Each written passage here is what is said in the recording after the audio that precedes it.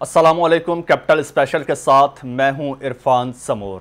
Supreme court में आज फौजी अदालतों में सिविलियंस के ट्रायल के खिलाफ दरखास्तों पर समाअत का दूसरा दिन था।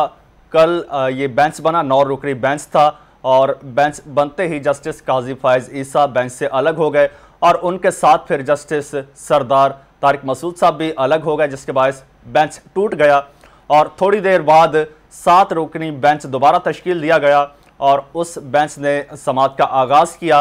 कल समाअत हुई और आज फिर जो है समाअत होती रही और अब जो है दोबारा समाअत चली गई है पीर तक। पीर को दोबारा समाअत हो गई और ये इंदिया दिया गया है अदालत की तरफ से कि ईद से पहले पहले इन दरखास्तों पर फैसला हो जाएगा कि आया मिलिट्री कोर्ट्स में सिविलियंस का ट्रायल होगा या नहीं होगा। ये आज का टॉपिक है। इसी पर बात करने के लिए हमारे साथ मौजूद हैं माहिर कानून वकास अब्रेज। वकास साहब, आपको प्रोग्राम में खुश आमदीद कहेंगे। सर कहिएगा, ये जो सबसे पहले तो इस पे बात करते हैं, ये जो बेंच बना 9 रुकनी बना, फिर बेंच टूट गया, फिर फौरन 7 रुकनी बेंच बना। इस पे कल भी हमने इस नुक्ते पे बात की थी कि आया ये बेंच बनेगा या मामला किस तरफ जाएगा, तो फौरन बेंच बन गया। सबसे पहले इस पे रोशनी डालिएगा, क्या कहेंगे इस बारे में? देखिए जी, जो बेंच तश्कील दिया गया था, जो इस वक्त प्रिवेलिंग कवानीन थे उनके मुताबिक ही तश्कील दिया गया था। जो प्रैक्टिस एंड बिल का हवाला दिया गया था जस्टिस काजी फायज ईसा साहब की तरफ से, वो प्रिवेलिंग लॉ ही नहीं है, चूंकि उस कानून को सुप्रीम कोर्ट ऑफ पाकिस्तान की तरफ से बिलखसूस जो 3 रुकनी बेंच बना था जिसकी सरबराही चीफ जस्टिस ऑफ पाकिस्तान ने की थी, उसमें उस कानून को जो है वो दिया गया था। लिहाजा जब एक कानून जो है वो प्रिवेलिंग लॉ ही नहीं है, इनफोर्स लॉ ही नहीं है, तो जो प्रिवेलिंग लॉ होगा, जिस कानून का इतलाक होगा, उसी के मुताबिक फैसले किए जाएंगे। और उसके मुताबिक जो था, कमांडर ऑफ शिप था, वो चीफ जस्टिस ऑफ पाकिस्तान थे, वो एडमिनिस्ट्रेटर थे और एडमिनिस्ट्रेटिव पावर को एक्सरसाइज करते हुए बिल्कुल वो बेंच तश्कील दे सकते थे। और इनकी तरफ से बारहा ये इतराज देखने को मिला कि जस्टिस काजी फायज ईसा बाशमूल जो दीगर सीनियर जजेस हैं उनको नेगेट किया जाता था, इग्नोर किया जाता था जब भी चीफ जस्टिस साहब कोई भी बेंच तश्कील देते थे। लेकिन मैं ये समझता हूं कि ये जो बेंच तश्कील दिया गया था, इसमें तमाम सीनियर जजेस भी थे, जूनियर जजेस भी थे, बल्कि पूरा सुप्रीम कोर्ट की गमाजी अकासी तर्जुमानी इस बेंच के अंदर नजर आती थी। बस वेरी अनफॉर्चुनेट कि बजाय इसके कि आप केस के मेरिट्स पे डिस्कशन करें, बजाय इसके कि आप मामला पे डिस्कशन करें, जो डिवाइड नजर आया, जो एक दीवार नजर आई, जो एक बंद नजर आया, ये एक पगडंडी नजर आई जजेस के दरमियान, मेरे ख्याल में इन चीजों को कभी भी जस्टिफाई नहीं किया जा सकता। जो भी हमारे मुल्क में किया जाता है या दुनिया के जिन भी माशरों में किया जाता है कानूनी हवाला से, वो प्रिवेलिंग लॉज की रोशनी में ही किया जाता है। जब एक कानून ही मौजूद नहीं है तो आप उस पर कैसे इतराज उठा सकते हैं? अगर वो कानून जो कि इस वक्त स्टेज इस पे कर दिया गया है, मैं ये समझता हूं कि उस हवाले से बहुत सारी जो है वो पॉइंट्स के ऊपर गौर-व-होश किया जा सकता था, डिबेट्स की जा सकती थी, लेकिन इस केस के हवाले से स्पेसिफिकली नहीं की जा सकती थी, क्योंकि ये भी एक मैटर ऑफ पब्लिक इंपॉर्टेंस था। 9 मई के हवाले जो इश्यूज के हवाले से एक लार्जर पिटीशन थी, एक लार्जर बेंच तश्कील दिया गया था। तो मैं ये समझता हूं कि इंतहाई गैर मौजू जो इकदाम किया गया है। जो 7 जजेस अगर बैठे, अगर आपने डिसेंड करना है, अगर आपने डिफर करना है, अगर आपने इख्तलाफ करना है, तो आप इख्तलाफ in the shape of order कर सकते हैं, in the shape of judgment कर सकते हैं, in the shape of dissenting note लिख सकते हैं, जो कि कोर्ट के डेकोरम्स के हवाले से मेंटेन किया जाता है। लेकिन बारहा ये सारी की सारी चीजें जो है हमारे पॉलिटिकल क्वार्टर्स को या पीडीएम को या हुकूमती जमातों को, जो कि पहले ही करारदादे मुकम्मल जो पार्लियामेंट के सामने रख चुकी हैं कि हम इस सुप्रीम कोर्ट को नहीं मानते, हम अदम एतमाद का इजहार करते हैं सुप्रीम कोर्ट के जजेस पे, ये सुप्रीम कोर्ट के जो ब्रदर जजेस हैं वो चीफ जस्टिस की डायरेक्शन को नहीं मानते। मैं ये समझता हूं कि आपने खुद अपने अदारे की जो ताजीम थी, जो तकरीम थी, जो उसका तकद्दुस का, उसे इम्पैक्ट कर दिया, उस पर एक इंप्रेशन क्रिएट कर दिया कि हमें शायद खुद अपने चीफ जस्टिस साहब के खिलाफ जो है अदम एतमाद है। अच्छा वकास साहब, गुज़श्ता दिनों हमने देखा शजरकारी का वो इफ्तिताह कर रहे थे, चीफ जस्टिस साहब भी थे, वहीं पर जस्टिस काजी फायज ईसा साहब भी थे, तो बड़ा एक पॉजिटिव सा मैसेज गया। वहीं पर कल जो हमने देखा है और जिस तरह से उनको बेंच का हिस्सा बनाया गया, क्या पहले कोई ऐसी अंडरस्टैंडिंग नहीं थी? पहले इस पे बात नहीं हुई और जिस तरह से वो बता रहे हैं कि बगैर बताए मुझे शामिल कर दिया गया है और फिर वो जिस तरह से अलग हुए हैं, तो फिर वो क्या मैसेज गया है?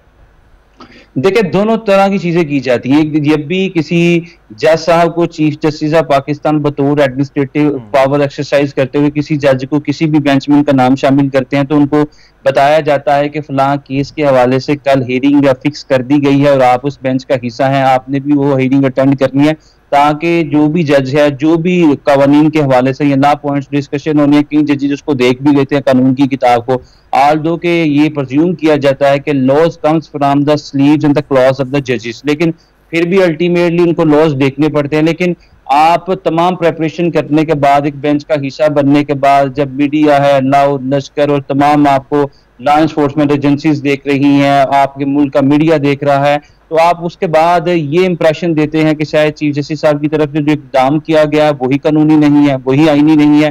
तो अगर पाकिस्तान की सबसे बड़ी अदालत का सबसे सुप्रीम जज या चीफ जज, अगर उसके आपको किसी एक्शन पे या किसी एक्ट पे आप ये समझते हैं कि वो आइन की वायलेशन है, वो प्रैक्टिस एंड प्रोसीजर की वायलेशन है, वो पार्लियामेंट के किसी इकदाम की वायलेशन है, तो मेरे ख्याल में फिर एक आम आदमी का जो ट्रस्ट है, जो उसका कॉन्फिडेंस है, वो जो जजेस पे, वो अदालतों पे बेस्टो करता है, बेस्ट करता है, शायद वो शटर करेगा, वो स्कैटर करेगा, वो शायद अंडरमाइन करेगा, और इससे अदारों की, इससे रियासत की ये जो अथॉरिटी है, ये अंडरमाइन करने के मुतरादिफ होती है। तो मैं ये समझता हूँ कि फिर वो बात करूंगा कि डिसेंड करना था, इख्तलाफ करना था, कोई डिफरेंस ऑफ ओपिनियन रखना था, तो आप वो दे सकते थे, but that can be given, that can be recorded in the shape of judgment, order, other direction.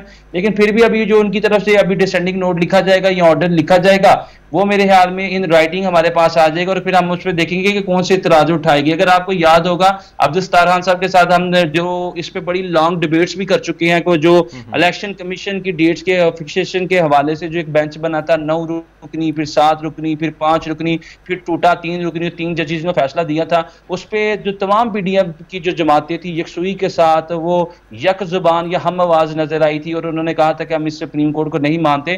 तो मेरे ख्याल में अगर आप सब लोग बैठे हैं, इकट्ठे बैठे हैं, आपका जो एक डेकोरम है, जो आपका प्रोटोकॉल है, वो ये कहता था कि आप इसमें जो इन राइटिंग कोई डिफरेंस कर सकते थे या किसी चीज़ पे इख्तलाफ कर सकते थे, लेकिन ये इंतहाई गैर मौजू बात थी।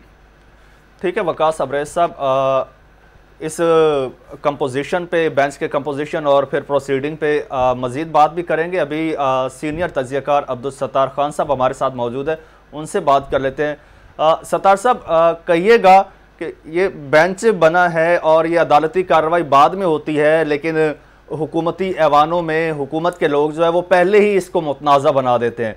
एक तरफ जज साहब जो हैं वो बेंच छोड़कर जाते हैं, दूसरी तरफ राना सनाउल्लाह साहब कौमी असम्बली में खड़े होकर कहते हैं कि जनाब एक सीनियर जज ने बेंच से अलग हो गया है, तो ये बेंच जो है ये सही है ही नहीं, ये इलीगल है। क्या कहेंगे सर इस बारे में, इस एटीट्यूड के बारे में?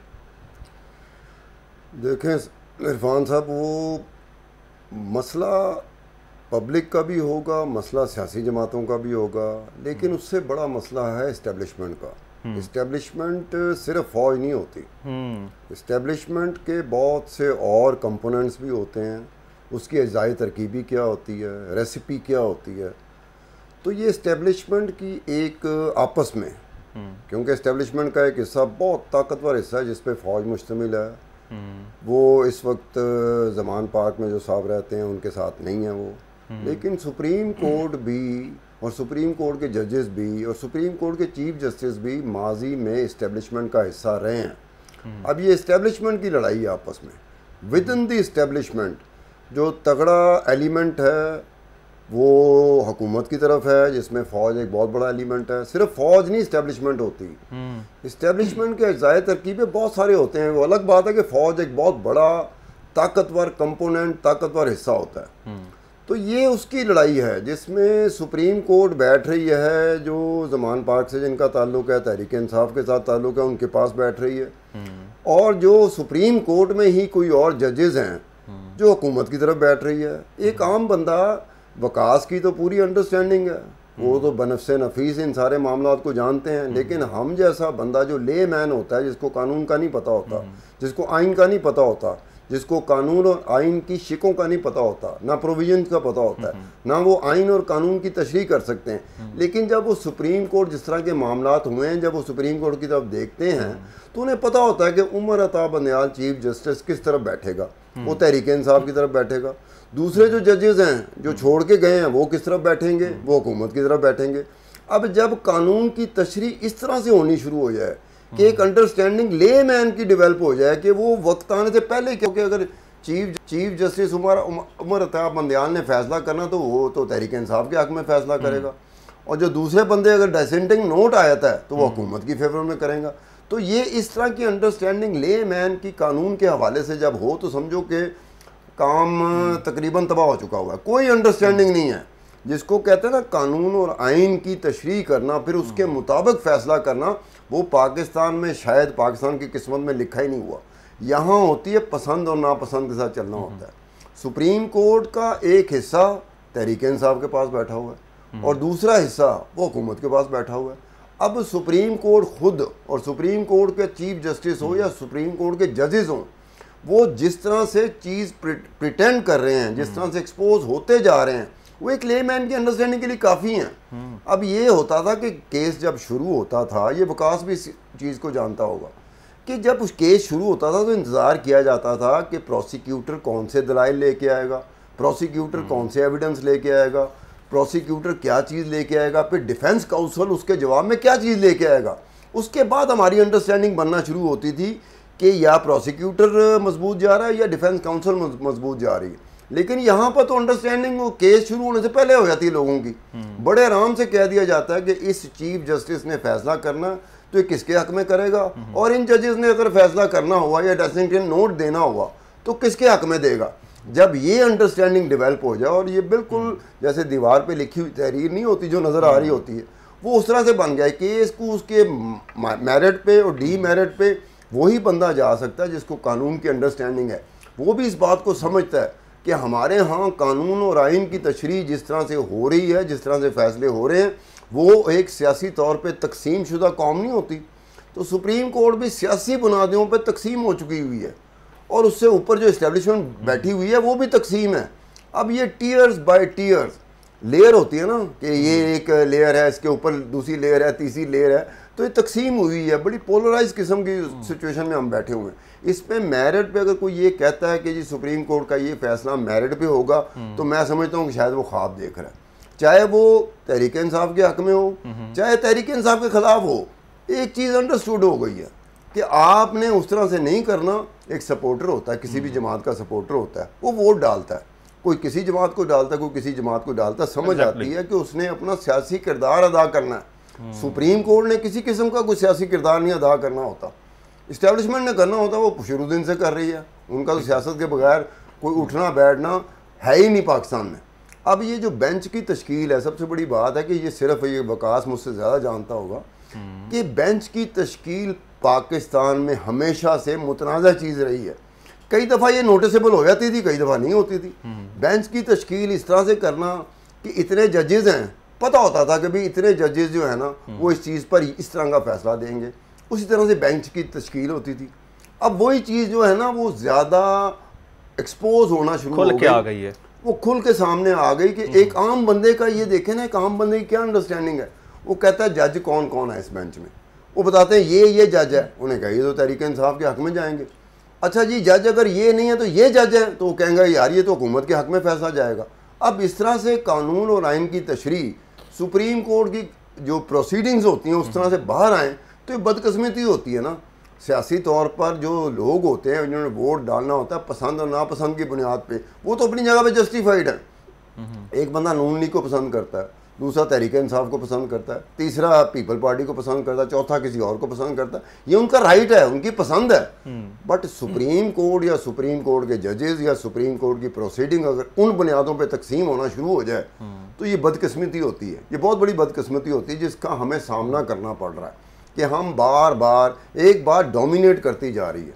डोमिनेट इस तरह करके अच्छा खासा पढ़ा लिखा बंदा जो कि कानून को समझता है, मैं तो कानून को नहीं समझता, मैं आइन को नहीं समझता, लेकिन जर्नलिज्म मैंने की हुई है, हार्ड कोर फैक्ट्स के ऊपर मैंने जर्नलिज्म की है, इसलिए बहुत सारी चीज़ें क्लियर हो जाती हैं कि यार मुझे कानून को तो पता ही नहीं है, मुझे आइन का पता ही नहीं, मुझे केस की नौयत का नहीं पता, लेकिन मैं ये कह सकता हूँ ये फैसला किसके हक में आएगा। ये कैसे पॉसिबल हो गया?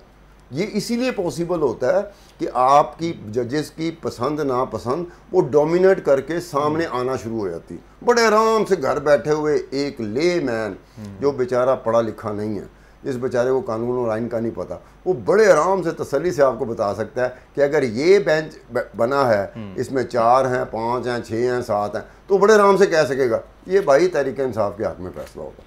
और अगर ये बेंच बना है, इसमें ये जज है, तो बड़े आराम से कह देगा कि ये हुकूमत के हक में फैसला जाएगा। अब ये इस तरह की सिचुएशन जो होती है वो किसी बीमारी का नाम या किसी वबा का नाम दे दो। कोरोना आया था, हमें पता था वबा है, ये वबा फैल गई है, पूरी दुनिया को अपनी लपेट में ले लिया। लेकिन जो इस तरह की वबाएं होती हैं, जो इस तरह हमारे सामने आती हैं, ये अजीबोगरीब वबा होती है। इससे बीमार कोई नहीं होता, ज़हनी इंतशार बढ़ता है। ज़हनी जब इंतशार बढ़ जाए तो वो वबा से ज़्यादा जानलेवा होता है। ठीक है सर, इसी बारे में वकास साहब से भी बात कर लेते हैं। वकास साहब, ये कहिएगा, ये जो पहले 9 रुकनी बेंच बना, फिर 7 रुकनी बना बेंच, जिसको अब हुकूमत की तरफ से मुतनाज़ा बनाया जा रहा है, तो इसकी लीगल स्ट्रेंथ क्या है? देखिए जी, जहाँ तक बेंचेस को कॉन्स्टिट्यूट करने का लीगल राइट है या अथॉरिटी है या डिस्क्रिशनरी पावर है, that has been vested and bestowed in the hands of the chief justice of Pakistan, जो कि हमारा आइन जिस चीज़ की मुतकाजी करता है। तो मैं ये समझता हूँ ये तो अभी तक जो प्रिवेलिंग कानून है हमारा या हमारा लॉ ऑफ द लैंड, उसके तहत चीफ जस्टिस ऑफ पाकिस्तान का इस्तेकाक है अनटिल अनलेस के जो प्रैक्टिस एंड प्रोसीजर बिल है उसको सुप्रीम कोर्ट ऑफ पाकिस्तान की तरफ से क्लियर कर दिया जाए, उससे जो स्टे है वो खत्म कर दिया जाए और पार्लियामेंट की तरफ से उसे इन्फोर्स कर दिया जाए। फिर उसके बाद जो प्रोसीजर अडॉप्ट किया जाएगा, चीफ जस्टिस ऑफ पाकिस्तान के साथ सीनियर 2 मोस्ट जजेस ऑफ सुप्रीम कोर्ट जो है वो भी बेंचेस की तश्कील करते हुए उनकी भी कंसेंसस, उनकी भी राय ली जाएगी और 3 लोगों में से जो 2 लोगों की राय होगी या तीनों लोगों की राय होगी, अल्टीमेटली उसके मुताबिक बेंचेस की तश्कील की जाएगी। हाँ, ये एक बड़ा खुशाइंद इकदाम था कि अगर बेंचेस की तश्कील करते हुए जिस तरह माजी में हमने डिफरेंस जो सिनारियो देखे, जो कि अब्दुस्तार खान साहब ने भी जिस तरह इशारा किया, तो जो हमारी अदालतें हैं कहीं ना कहीं जो चीफ जस्टिस इफ्तिखार चौधरी की अगर अदालत को देखें, फिर जो अरसलान इफ्तिखार का केस को देखें, तो अल्टीमेटली ये भी कहीं ना कहीं यूटिलाइज होती रही हैं आइदर वे। तो लिहाजा जो चीफ जस्टिस ऑफ पाकिस्तान की पावर्स को करटेल कर दिया जाए, लिमिटाइज कर दिया इन दैट स्पेसिफिक सेंस के दूसरे जजेस की राय को भी शामिल कर दिया जाए। अगर 17 जजेस पे मुश्तमिल अदालत को या कोर्टे को सुप्रीम कोर्ट कहा जाता है, तो अगर 3 जजेस जो है सीनियर मोस्ट वो बेंचेस की कॉन्स्टिट्यूशन के हवाले से या कंपोजिशन के हवाले से कोई कंसेंसस डेवलप कर ले, जिससे हम ये समझे कि हमारे मुल्क के जो सियासी हालात है इसमें इस्तेकाम आ सकता है, जो हमारे सियासतदान है शायद उनके ओपिनियन में कोई इस्तेकाम आ सकता है जो शायद ना हो। लेकिन मैं फिर ये बात कहूँगा कि बादी नज़र में परामा फिशाई ये अच्छा इकदाम था, लेकिन फिर भी हमारे मुल्क में ये तमाम चीज़ें तब की जाती हैं जब किसी पर्सन को, किसी पार्टी को, किसी पार्लियामेंट में बैठी हुई अथॉरिटी को हमने बेनिफिट करना है, कोई फ्रूट्स देने हैं। इसलिए जो चीफ जस्टिस आसिफ सईद खोसा की जजमेंट थी जिसमें ये कहा गया था मुस्तफा इम्पैक्ट केस में कि पर्सन स्पेसिफिक या टाइम स्पेसिफिक लॉज जो होंगे, मसलन किसी स्पेसिफिक टाइम के लिए बनाए जाएंगे, स्पेसिफिक पर्सन के लिए बनाए जाए, उनको किसी सूरत वैलिडिटी नहीं दी जाएंगी, उसको नल एंड वाइड करार दिया जाएगा, उसको सुप्रीम कोर्ट की तरफ से कालादम करार दिया जाएगा। यही एक फंडामेंटल प्रिंसिपल था जो आइन के आर्टिकल 8 में भी लिखा गया है। तो मैं ये समझता हूँ कि इसी वजह से ये जो कानून जो है इस वक्त लटक रहा है कि आइन के अंदर जो है वो ये लिखा गया है कि ये चीफ जस्टिस की स्वाबदीदी पावर है। आप कैसे एक ऑर्डिनरी इनेक्टमेंट से जो 51% से एक पार्लियामेंट पास करती है उसको एक आइन के ऊपर लाके खड़ा कर सकते हैं, क्योंकि आइन जो है वो supreme law of the land है और जितने भी सादा अक्सरियत से पास किए हुए इनेक्टमेंट हैं 51% से वो आइन के सबऑर्डिनेट हैं वो आयन पे कभी भी डोमिनेट नहीं कर सकते, आयन को कभी भी सुपरसीड नहीं कर सकते। तो ये फंडामेंटल प्रिंसिपल था, फंडामेंटल पॉइंट था जिस पर डिस्कस करना। लेकिन जिस चीज़ की तरफ अब्दुस्तार खान साहब ने इशारा किया, मेरे ख्याल में सबसे कलीदी और सबसे बुनियादी चीज़ वही है कि एक ले मैन है, अगर उसको ये तासुर चला जाए, ये इम्पैक्ट चला जाए कि फलां बेंच के अंदर अगर फलां जज बैठा है इसका मतलब फलां पार्टी या फलां जो जज उसके अंदर बैठेगा इसका मतलब फलां फैसला, तो मेरे ख्याल में ये हम तबाही और बर्बादी की तरफ जा रहे हैं, हम तंजली की तरफ जा रहे हैं, या जिल्लत सवाई की तरफ जा रहे हैं कि हमारा सबसे बड़ा अदारा जिसकी तरफ हमें अब सबसे ज़्यादा जो है फोकस करने की ज़रूरत है, जिस नहज पे हमारा इस वक्त पॉलिटिकल सिस्टम खड़ा है, मेरे ख्याल में हम भी, आप भी, हर पाकिस्तान का आम शहरी इस वक्त सुप्रीम कोर्ट ऑफ पाकिस्तान की तरफ देख रहा है, हाई कोर्ट्स की तरफ देख रहा है, and we are expecting, we are glancing and glimpsing to the supreme court of Pakistan की इन इख्तलाफात को खत्म किया जाए और एक फ्रीली, फेयरली, जस्टली, इम्पार्शली फैसले करने वाली एक अमाजगा बन जाए पाकिस्तान की सबसे सुप्रीम अदलिया है, ताकि लोगों का जो ट्रस्ट था, लोगों का जो कॉन्फिडेंस था, वो दोबारा से रिस्टोर हो सके या बहाल हो सके। अच्छा वकास साहब, ये जिस तरह से बेंच बना था, 9 रुकनी बेंच, 9 जजेस को शामिल किया गया और उनमें से 2 जजेस को एतराज़ था उस बेंच पे या उसकी कंपोजिशन पे, तो वो बेंच में शामिल हुए, कार्रवाई में शामिल हुए। जब कार्रवाई का आगाज़ हुआ तो आगाज़ में उन्होंने कहा कि जी मैं बेंच से अलग हो रहा हूँ। तो ये इस समाअत के आगाज़ से, कार्रवाई से पहले भी तो अलग हो सकते थे, माजरत कर लेते कि मैं नहीं बैठ सकता, बैठ के फिर कहना कि जनाब अब मैं यहाँ से उठ के जा रहा हूँ। तो इसको आप क्या समझते हैं, ये कोई स्टंट था या फिर बैठना लाजमी होता है? नेल ऑन दी हेड, आपने दुरुस्त बात की कि जब आपको नोटिफिकेशन मिले या आपको किसी किस्म की मरासला मिले कि आपका नाम भी जो है सुप्रीम कोर्ट रूल्स के तहत कि आपका फलां केस के अंदर या बेंच के अंदर आप भी जो है वो उसकी सुनवाई करेंगे, अगर आपको इतराज़ है, ऑब्जेक्शन है, रिक्यूज करना चाहते हैं, माजरत करना चाहते हैं, उसमें नहीं बैठना चाहते, तो आप इन राइटिंग लिख के भेज सकते हैं। लेकिन हमारा जो मुल्क जिस लहज पे आज खड़ा है, जो हमारा पॉलिटिकल सिस्टम है, जिसमें शायद सितार साहब मुझसे बहुत बेहतर बता सकते हैं कि माजी के अंदर 1997 के अंदर भी सुप्रीम कोर्ट में इसी तरह के मामला थे, 2 सुप्रीम कोर्ट बन चुकी थी। तो अगर इस तरह के मामला थे तो जो घर वाले होते हैं वो अपनी इज्जत, अपनी तकरीम, अपने तकद्दुस के लिए बहुत सारी ऐसे स्टंट करते हैं कि जिससे हम ये साबित कर सके कि यूनानिमसली हम तमाम चीज़ों को देख रहे हैं और हमारा एक घर की जो इज्जत है वो हर शख्स के ऊपर आयद है, ये नाफिज है कि उसकी इज्जत को बढ़ाए। अगर आपका कोई भी इस तरह का एक्ट है, इस तरह का इकदाम है कि जिससे बाहर वाले को, या दूसरे क्वार्टर को, या दूसरी कमेटी को, या दूसरी इंस्टीट्यूशंस को ये वक़्त मिले या ये उसको इंप्रेशन मिले कि शायद हम इस पर डोमिनेट कर देंगे, तो मेरे ख्याल में ये इस तरह के इकदाम नहीं करना चाहिए था। आप पहले माजरत कर लेते ताकि ना पीडीएम की जमातों में से किसी को ना प्रेस कॉन्फ्रेंस करने का मौका मिलता, ना हल्फ उठाने का मौका मिलता, ना उंगली उठाने का मौका मिलता, और अल्टीमेटली 7 रुकनी बेंच की तश्कील पा जाता है। ये चीफ जस्टिस साहब उसमें फर्दर लोगों को ऐड कर लेते, क्योंकि सुप्रीम कोर्ट के अंदर इस वक्त भी जो मौजूदा सिटिंग है वो 15 जजेस मौजूद हैं 17 में से, तो लिहाजा एक कंप्रीहेंसिव प्रोसीडिंग हो सकती थी, लेकिन ये फिर से बदमजगी हो गई। एक बड़ा इंपॉर्टेंट काज। ठीक है, सतार साहब से पूछते हैं। सतार साहब, वो एक लेमैन की ही एक मिसाल है कि वकील करने से बेहतर है कि जज कर लो। तो जिस तरह से आप पहले बात कर रहे थे, तो क्या समझते हैं कि ये अब पार्टियां बन चुकी हैं, सियासतदानों ने अपने अपने जजेस कर लिए हैं, जी ये मेरा जस्टिस है, ये मेरा जस्टिस है? उसमें ये बात होती है कि ये फौजी अदालतें हैं, मिसाल के तौर पर फौजी अदालतों में बात हो रही है, तो फौजी अदालतों की जद में कौन आ रहा है? तहरीक सर 1 मिनट में बात मुकम्मल कीजिएगा, वक्त ख़त्म हो रहा है प्रोग्राम का। ये फौजी अदालतों की जद में तहरीक इंसाफ आ रही है, तो तहरीक इंसाफ शोर मचाएगी। तहरीक इंसाफ अगर जद में नहीं आती, फौजी अदालतों की जद में नून लीग आ जाती है, पीपल पार्टी आ जाती है, तो तहरीक इंसाफ ने कहना था फौजी अदालत से बेहतर कोई चीज़ ही नहीं है, और फिर नून लीग और पीपल पार्टी ने कहना था कि ये फौजी अदालतों से उनके दौर में हुए हैं ना फौजी अदालतों में। ये हर दौर में होता रहा। जो जद में आता है ना वो कहता है ये चीज़ ठीक नहीं है, सर जद में नहीं आता वो कहता है ये ठीक है, ये तो ये जो नेशनल ग्रेटर नेशनल इंटरेस्ट उसमें आती है। इसी पे एंड पे ये बताइएगा कि ये जो चल रहा है इस वक्त ट्रायल के हवाले से, ये सारा तो इसका बेनिफिशियरी या फिर जो इफेक्ट होगा वो तो पीटीआई को होगा, लेकिन शोर हुकूमत मचा रही है, पीएमएलएन मचा रही है, इसकी क्या वजह है? किससे? मुझसे पूछा गया वो? जी आपसे सर, आपसे।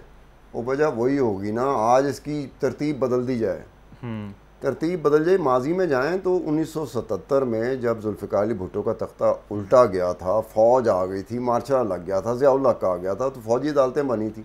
फ़ौजी अदालतें करती क्या थी? वो पीपल्स पार्टी के और एमआरडी के लोगों को सजाएं देती थी। उस वक्त तो किसी ने कहीं से ऐसी बात नहीं है, क्योंकि वो जद में नहीं आ रहे थे। ये हमेशा होता है, अगर जद में मैं आऊँगा तो मैं शोर मचाना शुरू कर दूँगा।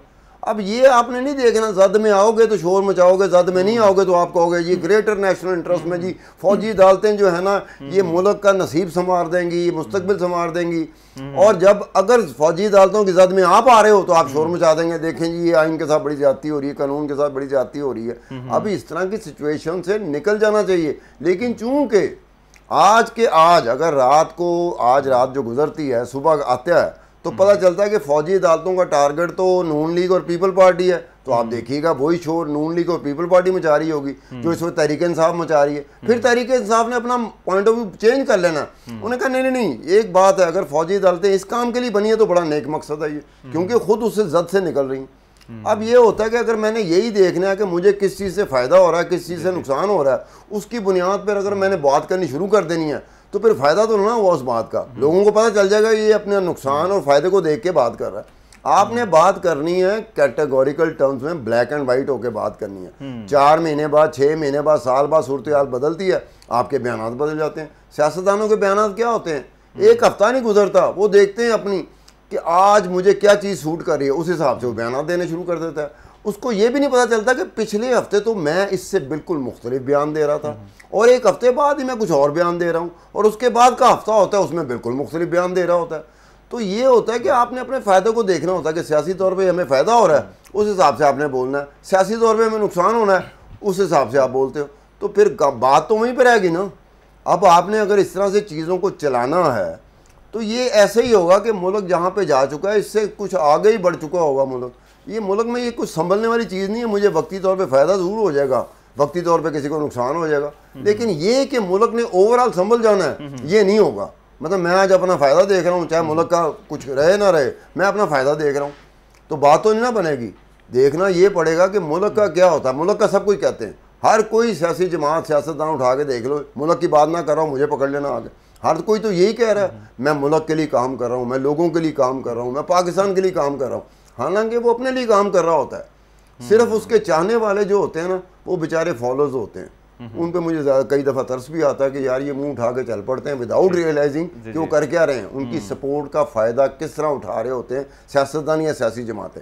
उनको देखना चाहिए कि हमने, पूरी दुनिया में होता है, जो सियासतदान का सियासी जमात का सपोर्टर होता है वो सबसे ज़्यादा सवालात अपनी पसंद की सियासतदान से, अपनी पसंद की सियासी जमात से करता है। पाकिस्तान में ये है ही नहीं। पाकिस्तान में ये है अगर मैं किसी सियासी जमात को पसंद करता हूँ तो मैं उनसे कभी नहीं बात करूँगा। मेरा सारा रुख जो होगा ना, मेरी तोपों का रुख, वो दूसरी मुखालिफ सियासी जमात से होगा।